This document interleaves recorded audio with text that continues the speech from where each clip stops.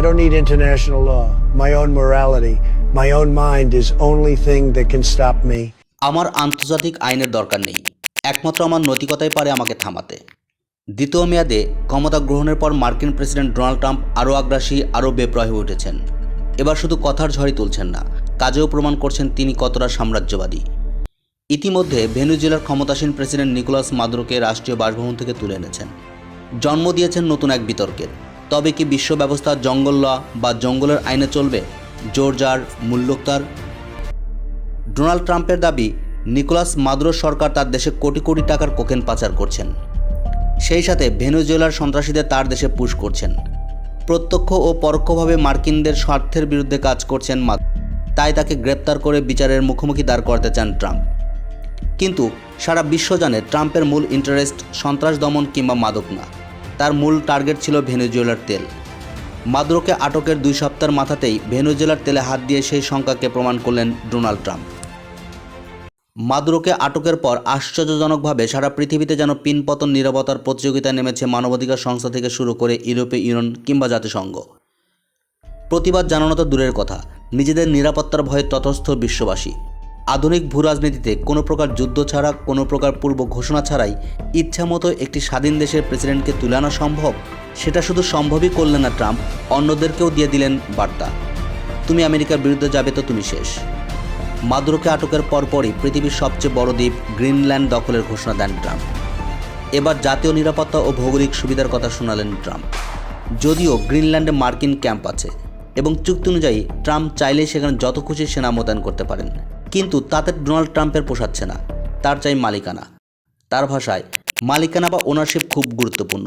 Lease নেওয়া বা চুক্তির চেয়ে মালিকানা আপনাকে এমন মনস্তাত্ত্বিক প্রশান্তি দেবে যা অন্য কিছুতে পাওয়া সম্ভব নয়। স্পষ্টত গ্রিনল্যান্ডের প্রাকৃতিক সম্পদ, মোটরযান, সামরিক প্রযুক্তিতে ব্যবহার্য বিরল ধাতুর খনি, এছাড়া তেল, গ্যাস, সোনা, রূপা, প্লাটিনামের মতো মূল্যবান সম্পদের প্রতি আকৃষ্ট হয়েই লোভাতুর হয়েছেন ট্রাম্প। ট্রাম্পের গ্রিনল্যান্ডের প্রতি আগ্রহ নতুন না, প্রথম মেয়াদে গ্রিনল্যান্ড কেনার আগ্রহ দেখিয়েছিলেন ট্রাম্প। তবে গ্রিনল্যান্ড দ্বীপের মালিক ডেনমার্ক স্পষ্ট জানিয়ে দিয়েছিল, Greenland is not for sale. সেই সাথে ট্রাম্পের দ্বীপ দখলের হুমকির জবাবে ডেনমার্ক প্রতিরক্ষা মন্ত্রণালয় জানিয়েছে, রুল অফ এঙ্গেজমেন্ট অনুযায়ী আগে গুলি, পরে প্রশ্ন করা হবে। ট্রাম্পের জন্য মাদুরোকে তুলে আনা যত সহজ ছিল, গ্রিনল্যান্ড দখল নেওয়াটা তত সহজ হয়তো হবে না। কারণ গ্রিনল্যান্ড ডেনমার্কের অধীনের দ্বীপ হওয়ায় ন্যাটোর সাহায্য পাবে দ্বীপবাসী। ন্যাটোর নীতি অনুযায়ী জোটভুক্ত কোনো দেশ বা অঞ্চল আঘাতপ্রাপ্ত হলে জোটভুক্ত সকল সদস্য তার পাশে দাঁড়াবে। এক্ষেত্রে গ্রিনল্যান্ডের দখল নিতে হলে ন্যাটোর বিরুদ্ধে যুদ্ধ জড়াতে হবে ট্রাম্পকে। ট্রাম্প কি এই ঝুঁকি নেবেন? গ্রিনল্যান্ডকে রক্ষা করতে ইতিমধ্যে সেনা পাঠিয়েছে যুক্তরাজ্য, জার্মানি, সুইডেন, নরওয়ে, ফিনল্যান্ড ও নেদারল্যান্ডস। ট্রাম্প ন্যাটোর সাথে যুদ্ধে জড়াবে কিনা সেটা সময় বলে দেবে। তবে গ্রিনল্যান্ডকে নিয়ে চলমান দ্বন্দ্বের জের ধরে ন্যাটো থেকে বের হয়ে যেতে পারে মার্কিন যুক্তরাষ্ট্র। অনেকদিন ধরেই ন্যাটো থেকে বের হতে চায় মার্কিন যুক্তরাষ্ট্র। তার কারণ, মার্কিনদের সাথে অন্য দেশগুলোর সামরিক বাজেট ঘাটতি।